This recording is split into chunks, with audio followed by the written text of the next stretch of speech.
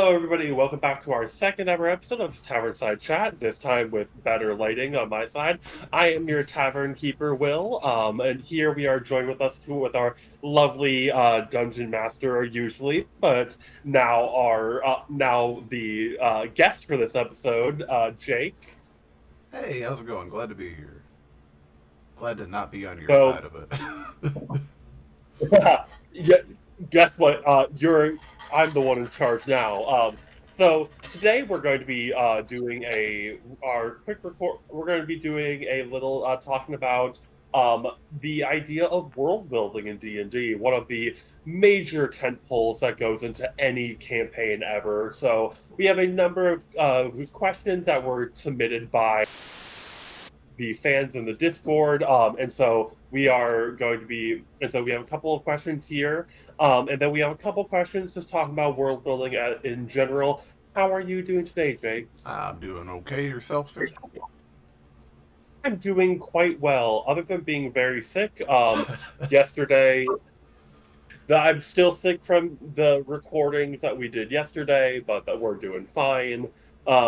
So otherwise, let's already go ahead and jump into it. So, um, starting off with kind of getting some of the ground, like a baseline. In your mind, Jake, when you think of world building, like what comes to mind? Like, what's your definition of world building? Annoying my friends, I think. Um, uh, I've always had a very analytical view on world building. Um, for me, the nuts and bolts of it are what makes it itself. So, like, I'm my big one of my big things in world building is why. The question why. If you could explain why for anything, you've got something. So I don't really know how to exactly answer your question, but why is the driving question there. It's like a classic trope. There's nothing wrong with the trope, but I'm gonna pick on it. Um, is the big evil villain wants to take over the world. Why? Uh, what's his motivation there? Why does he think he can do it better than everybody else? Does he have an infrastructure in place to take over that? Does he have the administrative complaints of running a worldwide government? Like all these questions, and it's like when you poke all those holes in it, you're like, oh, he's just doomed to fail. That's what his job actually is. And to each their own, but Yeah. you know, I kind of strive for a realistic world building experience, even when we have magic spells and elves and tiger people and stuff like that. You know, There's the idea of context. I come from a largely theater background when it comes to role playing and acting and storytelling. And so there's an idea in theater called verisimilitude, which is like a big, like major, like 5 point word on Scrabble. But basically, what that boils down to in verisimilitude means basically things seeming real. And I really like the idea that you talk about the kind of the why of kind of coming up with that the reasons why things are the way that they are in the world. Because let's be real, players are going to have thousands of different questions for every single thing that you're going to say. Like you're going to be like, okay, the town, you see these red roofs. Okay, why are there? You immediately go like, ooh, why is there red roofs? And then you have to go, oh crap, okay, I can make something up on the spot. and there's two schools of thought with that I both subscribe to. They're both beautiful in their own way. I like, in a big part of the inspiration and like the driving force behind the way that we're creating Abhaile is for us to make a realistic lived-in world. When your player does the random player thing that you're not expecting, and they point at a mountain and they say, "What's that called?" and you rattle off an answer, or you maybe don't, and then they ask why. Why is it called that? Um, the way we decided to go about designing Abhaile was we want to have an answer for that question and any other question that a person could possibly have. And for us, once we reach that point, that's how we know, okay, we've got something here that works. Now, other side to that coin, and you'll see it all over our world map, there are places where there's still fog of war over the map, where nobody really knows what's happening. And those parts are important too, because there's always going to be that DM out there and that group of players that like taking and molding their own thing within someone else's frame. Uh, they like to look at that mountain and say, what is that mountain's called? That's Mount Will. And it's called that because once upon a time a guy saw it and said, I'm going to name that mountain after my paw. And for them, that purpose is fulfilling. So our grand scheme of things was, let's just try to incorporate both of those beautiful aspects of this game that we love. There's, we came about in the middle of OGL, and that was a really tough time. That was a really tough time for our community, and the driving force, another one of the driving forces, if you will, was this is for everybody. This isn't a D&D setting. It's not a Pathfinder setting. It's not a Daggerheart setting. It's whatever you want to play, you should be able to play this. Now, it just so happens that right now we are playing D&D, and if you want any of our, when down the road, when a world setting is published, it'll probably include our wonderful homebrew items like Shala's subclass, the Circle of Storms. It's one of those things where we try to be as open as possible. If you want to play this character, we're going to do our best. We've got 5th edition as well as a Pathfinder edition of that subclass that are currently available. And we kind of hope to do the same thing with everything that we introduce, so that, you don't have to play. It's like, oh, I want to play on the world of Abhaile, but I don't like D&D, and that's all they use. Like, the idea was that is a second thought. Like, we're story first, mechanics second. I love that, honestly. Like, the kind of putting story over mechanics and everything. I realized we immediately jumped immediately into like a couple of the questions I wanted to talk about at the same time. Like, no, this is amazing. Like, this is some really good stuff. So when it comes to world building, so I'm guessing that there's a lot of first time DMs out there who are going to be like listening to this podcast and being like, okay, where do I get started? Or like, where do you start when it comes to world building? Well, that's a very interesting question.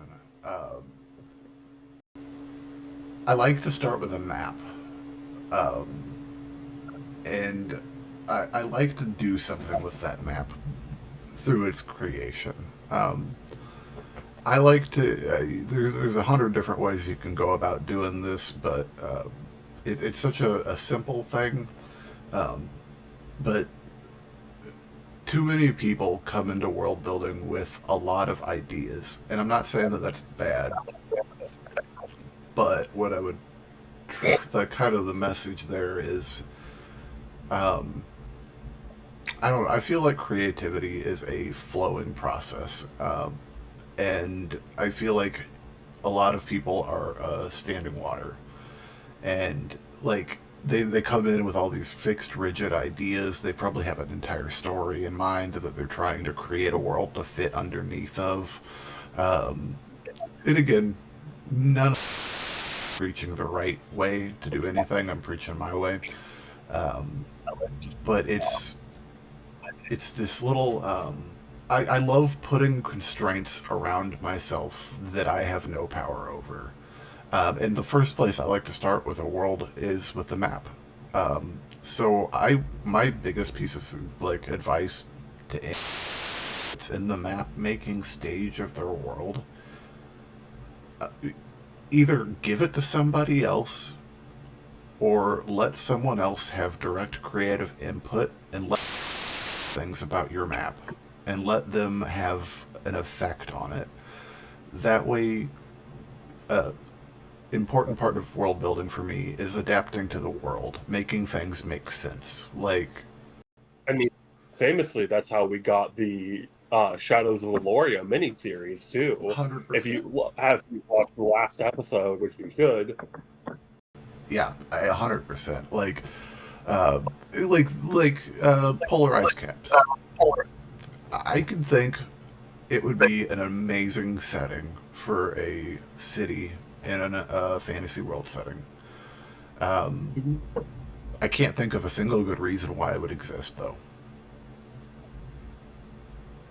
Well, then you also have to think of, and this is also with the idea of realism, like polar ice caps, they are either purely day or purely night for like half the year. Oh, now I immediately got an idea of vampires living up there for like if it's always night up there, then like vampires living up there. Never mind, this is a cool idea. They just teleport from one pole to the other. Just it's the same city on two opposite sides. Yeah. Um, I I do understand where you're coming from though. It's like there's like if you have endless opportunities or endless like creativity thrives under like barriers or constrictions. So like you know having to figure out okay how am I gonna do this or like I have these rules that I have to follow or a map that I have to follow.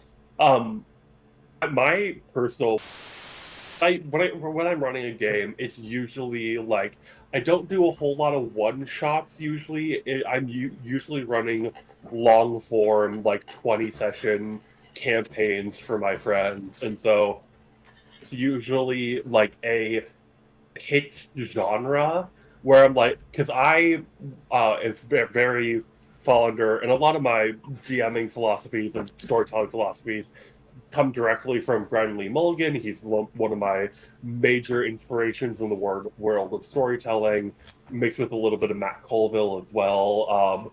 But I think I thrive when doing specific genre games. So, for example, like using an example come to the channel soon, Deadlight Symphony is a post-apocalyptic is a post-apocalypse. I have a home game that's very much a liminal like a liminal like you know fairy tale fantasy type vibe or the campaign I did before that was like a big magic school vibe and so usually end up thriving when do I like to start with the genre first and then think of like okay when I like what pieces of media do I really like in their genre? For example, Deadlight Symphony is going to be very much inspired by. It has a lot of like Borderlands, a lot of Zombieland, a lot of like the kind of fun post-apocalypses within them. Like the idea of like, okay, the world is so messed up, like that the old world is gone. Let's get crazy now, like kind of vibe. And so the only coping mechanism is to just laugh. Yeah. yeah, like the also a lot of like Starstruck in there as well. They kind of just look at those genres and I look at the tropes that exist within those genres because I love genre as an idea and doing either something that is a reaction to another piece of media or something that is directly inspired and like being able to include those little inspirations here and there. The last campaign I ran purely you know, not to say that I'm a talentless hack, but also a great thing for DMs is um, they're like when it comes to writing, you like if you know. if you really like something and you know your players haven't seen like the piece of media you're referencing, Oh, feel it. Like every writer takes inspiration from other writers. Most of my Magic School campaign was just directly taking stuff from Ruby and then shaking it up my players wouldn't recognize as people who had never seen the show before, which did backfire on me when I did show one of the players the show when I did show one of the players Ruby, and then they realized, oh, I stole everything from that. that's Yeah, amazing. thank you, RJ. That is RJ was the player. that is But so good though. For all you people watching at home, don't trip when you watch all these original actual plays that are on YouTube and elsewhere. They're amazing. They're beautiful. For your home game, though, it can be the craziest, most insane mashup of pop culture shit, just wham bam shoved together to make something that is truly amazing. and We're also, we're under constraints of copyright, but the levels of places your imagination can go to when you're not, you can have some fun. Have fun. It's D&D. It's a game. Sorry, we'll go ahead. I also think that I think what you said also very much applies to world building too. The idea of have fun, like include the stuff that you like in your game. Like there's a Absolutely. phenomenal Matt Colville video about this, talking about like if like your setting is allowed to be weird. Like you're allowed to include whatever you want in your setting because fundamentally you are the DM. This is your world, and you get to like control how things are. And so, if you don't like how certain things work in D&D, change it. It's your world. It's your game. Have a conversation with your players, of course. Always. Communication is a huge thing that you always do have with your players, talking about boundaries and is, but also like what rules they are fans of keeping, or like, hey, I don't like how, like, say in your world you want to do spell points instead of spell slots because you like the idea of like a pool of mana to draw upon versus being able to fire off these like different leveled spells. Talk to your players because there's probably one of them who's like, oh, that sounds really cool. Also, I'm one of it them. is like as a novel player, being in a world that has such a level of rich detail, like I've gotten so many my character concepts by just looking not only at the genre but looking at like the DM's lore document, and I'm like, that looks cool. Like, um, am I allowed to talk about heck raisers? Oh yeah, talk about whatever you want, man. I just didn't know if this would be out by Oh then. yeah, this will be. I'll edit this out too. This will be next Monday. So the goal here is that I've artificially created in my head is first Monday of every month, new one. Cool. So that gives us an entire month to do it whenever we need to. Kind of guess is everything. No, that makes sense. Totally, totally. Um, but cool. So yeah. The character that I play in Actraiser is my guest character was inspired solely because of I loved so much of the stuff that happened in Aloria and wanted to think about what is the natural consequences of that in the future. So Liam, like everything that happened with Madigan, and I'm like, I want to explore someone who was raised in that society, like where they would like who they would become Oh, after thousands of years after the what happened in Shadows of Aloria. and it's perfect having you there because, like, I mean, um, you get to experience it firsthand when Scylla activated their sword, Galeheart. Uh, you had a flash of something, and I'm sure that you're picking up on what I'm putting down. You saw the final moments of Aloria through Nimbus's Mhm. eyes, and So I've had this fragment moving us slowly, or at least encouraging them slowly in this direction, although they didn't really know that it was this direction. I hadn't figured out a way to get that to them yet until you came up with your character concept, and I'm like, oh, good, this is so good, because now I can really nudge them the right direction without, because I'm railroadless in that aspect. Following Yeah. their last arc, they had 30 different directions they could have gone, and this is the one we ended up at. When it comes to world building, how do you know that you have enough? Because I think this is a common sentiment I see online of people being like, I need to figure out everything. And I feel like that is something that is not sustainable at all. So Yeah. how do you feel? How do you know that you have enough to at least give some of the information to your players so they can start building characters? So I want to do a little tiny bit of a background here. So just to let people know, the way we're building Abhaile is my three best friends and I from high school are building it together. We developed our own turn-based system for collaborative world building, and we are so each one of us represents a major civilization in the world.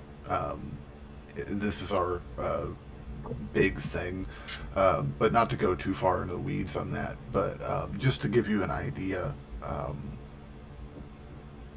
we started Legends of Abhaile, the Heckraisers campaign, um, really early on in the life cycle of our world building. And we started this campaign on the middle of an island chain who is being built by my best friend Kat in our campaign. Um, and bless her heart, Kat is not a world builder. She gives it her best, but she picked an island chain, and you know, there's a lot of pressure that comes with that.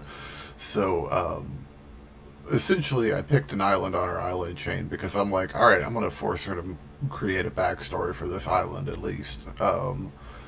And that's kind of what we did. So, I mean, when you say, like, how much is enough to run a campaign, you don't need hardly anything. You just need a dream and a prayer, really, and a fucking good idea. Um, the we started the island with this island had nothing made out whatsoever. It was just literally me being like, "Hey, give me a." I think we started off with Silver Shore, and that was what we just that was the colonial name for it. Um, and then like I was just like, as I needed something, like if next week we were going to a town, I'd be like, "Hey, you have till next week to give me a town name, or I'm making something up on the fly and it's canon." So I just used it as an excuse to like twist her arm into like detailing out at least one of these islands. Um, and so we really just created an island. Like it was micro world building for us. Like we just let our story dictate where we went, and that was what happened on the island. So you don't need. I mean, it's a good idea of reference to keep you in bounds. Um, and what that looks like to you can be different things. Some people, a lot of people, it's a big full world. Um, but you don't need that. You can take a look at Critical Role. It started with the continent of Tal'Dorei. There was nothing else to it, and it grew as they needed it to. And that's also why the world is little, but that's another thing. I also I also cannot recommend enough Mac Colville's video, The Local Area, because it is basically something that is so fundamentally like it makes sense. It makes so much sense of just starting with like a town and the area around it. Like, you have a couple other cities, you have like maybe two or three dungeons, you have like first level boss, a second level boss, and then a third level boss. Like just enough to get your people started out. I think that is the perfect like level of just detail you need if you're a first-time DM coming up with a world. Just because, like, here's the thing, you don't need to have the entire world and entire pantheon fleshed out. Because let's be real, everyone is so.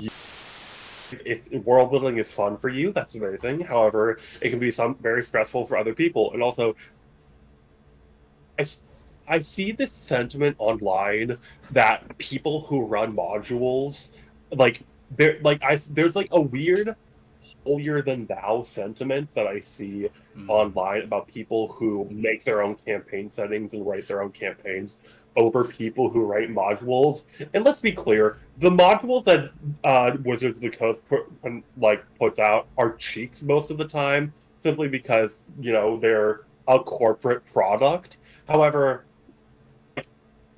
if you have hours of prep time, which is just enough time to read the next chapter, that is perfectly fine. It's so Like, good. there is no. I'm playing in a Lost Mines, a Spelljammer, and a no, that's it. A Lost Mines and a Spelljammer campaign right now. It's like the 8th time I've run through Lost Mines of Phandelver, and I keep doing it because it's just fun. Is it anything special? No, but it's just fun, and anybody can do Kind of it. bad. It's exactly, but like, man, you get some great memories there. It's just about having fun, man. You know, if you're a home brewer and you want to do your own world setting and everything, and that's what you have to have fun, more power to you. But don't hate on other people because they're having fun a different way. That's my message. Really, Smokey the Bear as someone says. who has, as someone who is now in the working world and prepping a campaign at once, it can be a whole lot, especially when, like, you want this campaign to be very special because you're running it for your friends and they all have, and it's amazing that they care so deeply about their characters. However, also it's so intimidating sometimes because I'm like, I need this to be perfect. And that's the thing also, it's never going to be perfect enough. Sometimes, again, you just have to make stuff up on the fly. You have to come up with that bartender's name. You have to come up with the whys, as we talked about, on the fly. 100%. And you know, and that's part of what makes those modules good. If you want to like know what the real secret sauce behind those wizards modules are, is that people are very adept at being like, that's cool, but I'm going to take that and do something different with it. They inject something from themselves into it and make it their own, and that's the beauty of it. And you know, for them, that's how they can make world building accessible. They take one that's good enough, and then they, you know, shoot juice into it. Wink. I think that's also just the special sauce of world building as a whole, is just adding your own personal understandings of, like, what you like in your games as well. Oh Like, yeah, I mean, that's the special. don't ever feel afraid to do that. I mean, one of the most beloved intellectual properties in the entire world, with one of the most hated creators of said intellectual property, Harry Potter. They just took a castle, put it in Scotland, and said it's invisible. Like that was world building for them. It also did say that, let's be real. Okay, early world building is fine. Later on, they did say that wizards like poop in their pants and then magic it away. Alistair did abuse magic so often. He never did do. I can say certainly Alistair would never have done that. I mean, yeah. I mean, it's not that you would; it's that you could. I guess maybe. You could, but also disgusting to think about. Um, Fair point.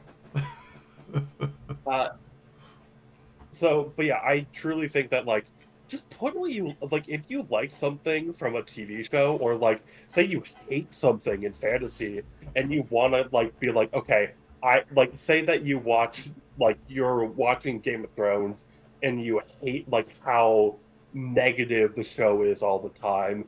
Run your own like high political fantasy campaign like deeply human and deeply about people caring for each other. Like, you know, you don't like about a piece of media as That's well. kind of Like what that we is, did. I don't like gnomes. That's my one thing. I just don't like gnomes as a D&D ancestry. Like there is no, it is canon that like no one's ever asked to play a gnome I got called an asshole over gnomes in the other the day. world. Yeah, I got I straight up. just don't understand gnomes. No one's ever made. Yeah, I straight up got called an asshole over gnomes the other day. Um, I somebody had posted on a Facebook group. They posted, "What do gnomes do in your fantasy world?" I'm thinking of having mine be like tinkerers, and everybody's like tinkerers, mechanics, bankers, and I posted. I'm like, they're just like anybody else. They've got all kinds of different jobs depending on their interests. And they're like, way to be a nerd, man. And I'm like, sorry. But That actually does bring up something. neither of us are wrong. It's one of those things where one of these is a way to play and one of them is a different way to play. And yeah, it's just sometimes that can be very jarring. That does bring up something I did want to talk about with world building as well. Is when you're world building cultures. Also, my biggest piece of advice is not all cultures are a monolith, or not all peoples are a monolith. Like that idea of like all gnomes being tinkerers, like that.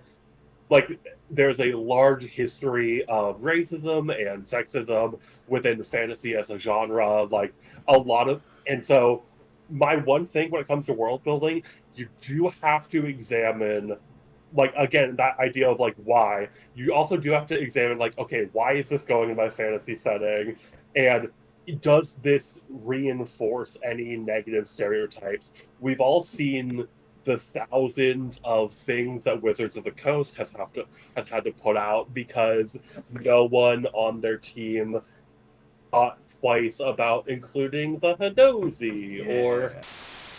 the crap that happens with gnolls and orcs and drow as well. Big goofs. Which Like that is, it's so true. Like that is, you can have oppression in your world. You have to have oppression in your world. Just yeah. be careful. It's one thing I always say to my players of that doesn't exist. That doesn't fit the type of fantasy that we're going for. Of like, 100%. so like I like while it is real, like for example, like with certain subjects, and like that is like definitely going to cross like yellow cards or red cards for my players, because also you have to include safety tools at your table. Like you have to also make sure to be like, hey, they like you have to understand what your players can tolerate. Is it again, oppression exists in every single world. However, sometimes like maybe don't include like Right. deep, horrible racism in your D&D games. And the Hadozi.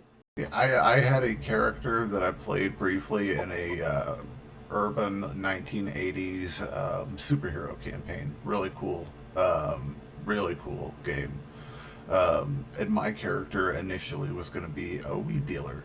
That was just his like side gig before he became a superhero. And the DM said to me, he's like, "Hey, can we like not do that because we got another player in the party that is recovering addict?" And I'm like, "Say no more." Changed it. You know, like Yeah, it's there just has to be a respect. That's that's the biggest thing that I think you're a lot probably of going to hear me. people just they need to respect each other. Yeah, you're probably going to hear me say this like thousands of times throughout the series. But again, communicate with your players, because also maybe it's never happened, but say one of my players did want to play a gnome for some reason, I would have to be like, okay, well, like what is it about playing a gnome that you would want, that you would like? In that, can you be like, can we get this by playing a halfling, or do I have to actually sit down into my setting? I'm the same way with a lot of creature races. It's just not my jive, and I will not ever tell a player they can't. But I want them to give me a good reason why.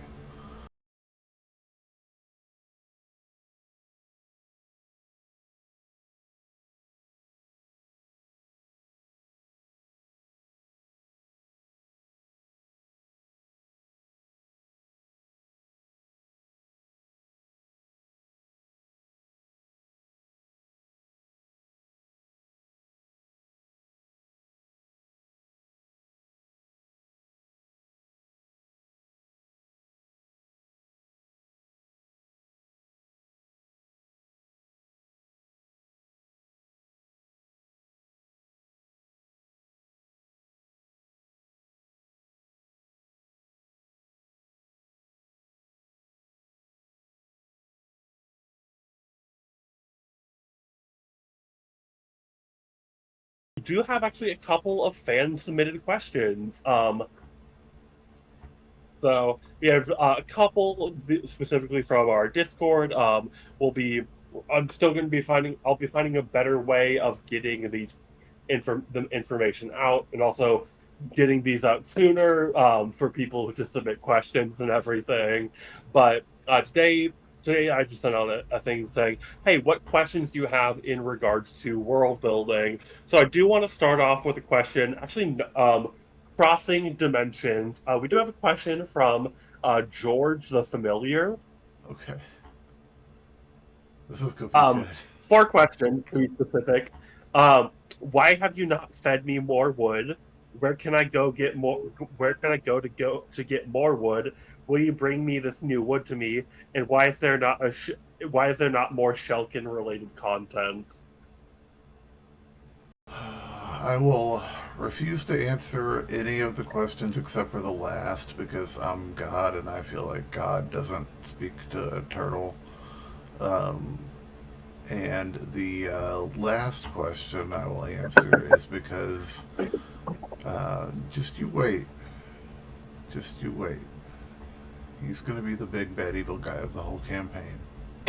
Ah! Just you wait. So first question here comes from our pal Rich. Rich asks, "What is the weirdest thing a person has asked you to allow into your world, and what is your favorite homebrew item that you've ever created, or what is the most busted thing anyone has asked you to allow?" And I think Rich, you know the answer to this one. I think it was the shuriken that you tried to make your character have for Any the of the crazy for shit. Deadlight Sentry. Any of the crazy No, stuff. You can't smite on thrown weapons. Uh, it's honestly, people don't ask for a lot of busted stuff. They just ask for weird stuff more than anything. Where I'm just sitting there and I'm just like, I just can't think of a human reason why. Um, but You can't find a reason to say no, but you don't want to say yes either. well, I have a rule, and it's my golden rule, and the rule is, if because it's awesome is the only reason to do something, it's a bad reason to do the thing. Um, it just Phenomenal world building tip as well. right. It's like I just if you could explain to me how this fits into the world, where your character got this idea from, like any of this shit, and if you could nail all that down, we got a deal. Like, I think I answered the Yeah, I question. think. I don't know. What? I think. Oh, one more. My favorite favorite homebrew item so far. um, is man. Uh, I think it might be Shala's Orb, the Whispering Veil. It is so freaking dope because it comes with a free Banshee Queen inside of it that you Ooh. can use to taunt your player whenever you're bored or wherever things are like dull and there's not very much conversation going on. You can just heckle them a little bit. You can tell them like, "Oh, there's an ambush coming up," and have the party freak out and dive for cover and everything, but there's not anybody there. That's amazing. I think one of my favorite magic items that I've ever created, because I also have an answer to the other question that Rich asked of like the weirdest thing someone's asked me to allow. My favorite magical item I've ever created, I forget what the name was. In one of the campaigns I ran, basically the MacGuffin of the campaign was there are seven magical swords called that basically were forged from the teeth of Tiamat, and that if you when combined into one location, it would release like this stone that could be used to either destroy or recreate the world. Um, but I also did give each of the swords a really cool ability of some kind. And so the one that ended up going to our paladin, I forget what the name was. I think it was Ogma, but it was the sword of tactics. And so every time roll, you would gain what the sword would gain one charge, and you could use that to create superiority dice, Oh, um, oh, and to like perform battle master maneuvers. that's dope. I my Yeah. the samurai that I play on Sundays in a Spelljammer campaign. I've dedicated 2 feet to getting battle master maneuvers. It is They're so good. so good, uh, so good. There was really truly phenomenal like moments in that campaign, which also fizzled out, unfortunately, due As they to do. real life personal conflicts and everything, as most campaigns often do. But like, there's some really cool moments in the campaign where that sword came into handy. Like that was the reasons that people like. I remember there was like some kind of like I think it was like some kind of combat that like required you getting across the long distance. And so like maneuvering attack was a really good like that sword didn't get much use in terms of it like in terms of battle master maneuvers. It just like the player just added a bunch of the d8s to damage, unfortunately. Uh, Um because he was like obsessed with getting major damage. I think he cool idea though, because you could, if you had Great Weapon Master, you could like intentionally just generate those. Just go Great Weapon Master yeah. and know you're gonna miss, and then chink. That's one. Do it again. Chink. That's two. Do it again. Chink. Do it again. Chink. That's an action surge. Now I'll just sit here and tank it, and then Yeah. No, it was a really interesting item because also that was also built for that player because he had notoriously horrible dice rolls, and so I'm like, here's an item that even if you do miss, it's gonna help you out a little bit. Um, Weirdest thing a player has ever asked me to allow in my world. Um, oh God, I'm trying to remember what campaign it was. that's a good one.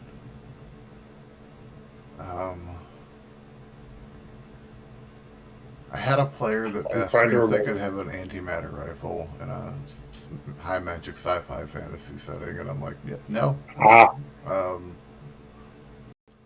no, no is one of the best like weapons in the DM's tool like arsenal. Like you are fully within your right as a DM to say no. And here's another tip.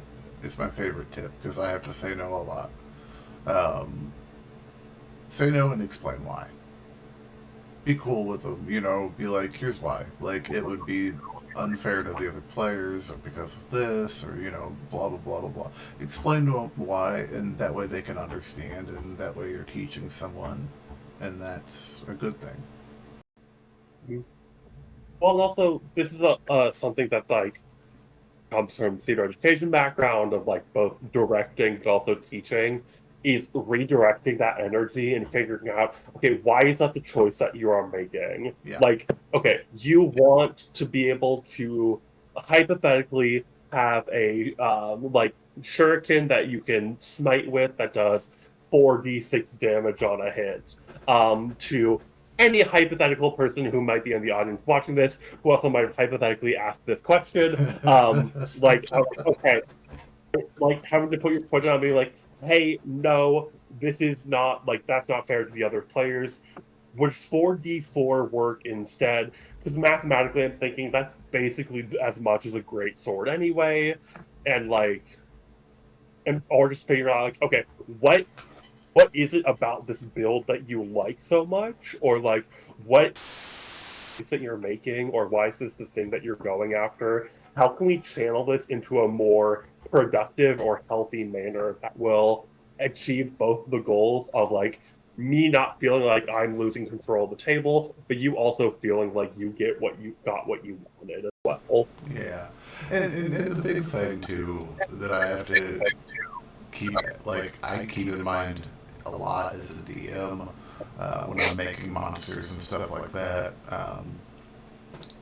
And players have to keep in mind as well, or they don't really have to keep in mind, but they need to be aware that it's something that is kept in mind. That if we stray too far from what is recognizable as D&D 5e, what is accessible to them to replicate, then we lose that. You know, like all of a sudden we're just people playing a complicated game that is confusing, and I don't want to do that. Yeah, That but also have fun too. Like, yeah. yeah. There's a solution to every problem. Um, Mm. you know, sometimes I've been there. I've gotten, you know, 5 levels into a class and been like, this effing blows. And then you're like, okay, well, I'm going to go stand in a moonbeam. Um, Problem solved. Like, you know, go out with a bag, do something cool, Yeah, make a new character. It's a game. Have fun. yeah. That is the most important part. Um, I I once had a player uh immediately lost train of thought. Not something weird that a player asked, but something weird that I did as a DM. I love the challenge of trying to hide like very noticeable pop culture figures in my game. Just to be like, how obvious can I make this without like going too over the top and for the players like sneaking people in? I've gotten Miles Edgeworth, I've gotten the Lorax and the One Slur into my games before. I once got Thomas the Tank Engine as a Warforged. Hell yeah, man. Yeah, Oh, we actually unfortunately, we have the steward at Jet's Winery in the Heck Racers campaign. His name is Bruce Willis. ah, Yeah, he's just hanging out. I have, yeah, as someone who ended up being a vital part of the campaign, like in recent sessions in like my home game that's inspired by fairy tales. There's Geth Joelbloom, um, who is like a clothing wizard, but his name is Geth Joelbloom, and it's just me doing my best Jeff Goldblum impression. I love it so much. I Also, I borrow from celebrities a ton with my NPCs. yeah, It's an Olivia easy win, Rodrockno. dude. If that is her real name, she's everywhere. What's her real name? I don't know. She's been everywhere. Um, She's been to Aloria. She's been to Barovia and escaped Barovia, and who knows where she'll come turn up next. who knows who knows where she's going to show up next? And if you're a DM out there and you need an NPC bard, have Olivia Rockgnome, and then write me an email and tell me what she was up to, and we're keeping track. We're gonna make a video at some point. Oh my god. Um, our last question of the night, just because it comes from our friend Ken. Thank you for sending in the question, Ken. So, when determining a nation's political alignment, do you base it off of your campaign story arc, or do you leave it to chance, but to chance to roll dice to determine the outcome? Afterwards, how do you blend it into the story without its presence being either too much or barely existent? I think this is a fascinating question because not only does it tie into world building as a whole, like because there is the element of dice as well. When it comes to the question, I am oftentimes very controlling of the different political alignments of nations. Most of the time, my campaigns as of recently haven't really dealt with too many like conflicting nations as I've been writing them. However, I usually base it off for them to do in the story. However, there is a very fast the thing that's at the core of the question is the dice and how much do the dice have a say in world building as well. Yeah, that is a freaking awesome question, Ken. Um, the So the beauty of playing our tabletop system, World with Friends, is that I play and represent Austria in our world building game, which is happens to be the place that we've been recently, which is awesome because I have a lot of the answers to a lot of the questions people might need. Instead of like cat, where I had to pry those answers out. Um, but it's beautiful that um, we have an idea in our head for what the city's going to be like, and we, from a very fresh young point when it's at its infancy, so we grow the city with us as we play, and that political alignment kind of becomes its own thing naturally um, as we grow and as they interact with other nations abroad and as things happen in their own government that need to happen for story reasons or when those brief moments when the campaign influences the world building and the world building influences the campaign. um, it's kind of a neat dance. Um, but yeah, that's kind of the cheap answer. Is like we have a general idea. We're like these guys are going to be assholes. Um, But I do which think that there's something fascinating about the question as well because as a role-playing game, like I think this also comes to the nature of the dice as well in the role-playing game because there's the idea of how much agency do the dice actually have.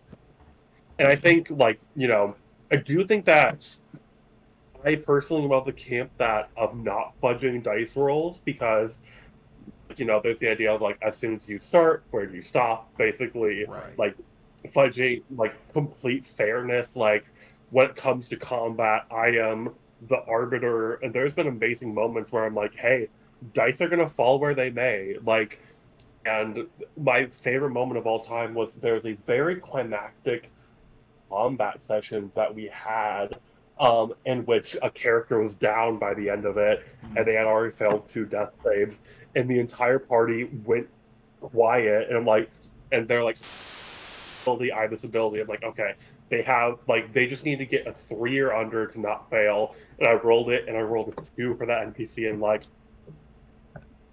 she died, and the like party just utterly in Oh, that moment breaking, because I think when it comes to world building, like we kind of have the idea of world building is on like that very grand scale of like mountains and cities, whereas world building is also that those tiny moments where like establishing the tone of the game of like, hey, people can die. This is a very real, very right. deadly world where people can, like, you watch your friend die in front of you because they couldn't be because no one healed them, and like There are creating those moments of everyone going like, consequences are probably real. Like, probably in mountains, it's the very tiny people. It's exactly. like the tiny little things. Yeah. And that's why making it like, man, put some thought into some NPCs. Like, Mhm. it's such a I like. will never Go ahead, sorry. I will never like recommend enough just having a bank of NPCs to pull out Mm-hmm. of your back pocket of the idea of and also if you know off the top of your head what the bartender's name is, it makes it seem so much more realistic, Yep. even though like it's like they're not going to remember that bartender. It helps create that sense of, again, from the beginning of the video, verisimilitude, the feeling of the world being real as well. Because the players And are those like, he knew this guy's name off the bat. This guy's actually important. And then that locks him in their brain, and that becomes this is one of their NPCs now. No matter what they say, like, Yeah, and like that's like the DM versus the player side. Like, let's be real, like the DM has a view of the entire world, but like we're looking at it from the top down, but the players can only see what's in front of them. Like they only know what you are describing to you and the stuff that you sent them in the lore document at the beginning of the game. And mm-hmm. so, it's Which they didn't read. something to what Which they didn't read. massive pro tip that I've started doing is I have a like player document where I let them collectively put notes, but I also let them, like it's also like their like the group, the party inventory, and like an NPC document as well of like photos and names of them as well. That's another thing I that I do that is really, really helpful. Yeah, for sure. And any way you can help the players make it feel more real, you really, if you can do it, and there's 100 ways to do it for free. Do it. It's worth the time and effort. 100%. Well, speaking of time and effort, that is all the time that we have for today. Thank you so much for joining us. There's a last segment that I want to do at the end of each of these episodes where it's like smaller individual one-on-one type stuff. I've taken this from Pop Culture Happy Hour, Okay. where at the end of the week they do something called "What's Making You Happy This Week," which is basically just a moment to spread any positivity or like anything cool going on either in your life or anything cool that you're very excited about. I can go first. If you haven't seen it already, I'm highly recommending checking out the new Disney Marvel series, Agatha All Along. Um, I know modern MCU is kind of been trash, but also this is truly one of the best like Marvel, honestly, just like shows that I've seen in a while now. Marvel is a multi-million-dollar company. They do not need my support whatsoever. However, as a huge MCU fan, I am who is very critical of Marvel, there's actually some good content that I've been seeing from them as of lately. I've been watching it. I've been enjoying it. I've been enjoying it. Yeah. Um, What's making you happy this week? well, uh, today, the first three episodes of Vox Machina dropped. Ooh, And there's a new episode of Critical Role in 2 hours, which is exciting. hell yeah. So that's I it. am It's not still much so bad else. about keeping. Yeah, I have. You know what? I'm holding on to Agatha all along. For like the Frasier reboot and Misfits and Magic right now, like a life raft in the ocean. I've been digging Penguin too. That's been dope. Penguin's been real dope. Um, and then, dude, I don't know. Love me, hate me. Really like Rings of Power. Yeah, I I, need I need to check it out. I've heard good things. here's the thing. Is it accurate to the books? No. Do I care? No. No. It's a decent fantasy show. I dig it. Um, I mean, to be fair, it is comparing something to Tolkien, one of the greatest fantasy authors of all time. So like nothing is going to surpass his amazing, amazing yeah. writing. That's all the Well, time we have for you. On that note, be smart about your fantasy world building. Otherwise, it is closing time at the tavern here. Thank you guys so much for tuning in to us today. We will see you next time. Have a great rest of your day. Bye bye, bye good bye. people. And cut.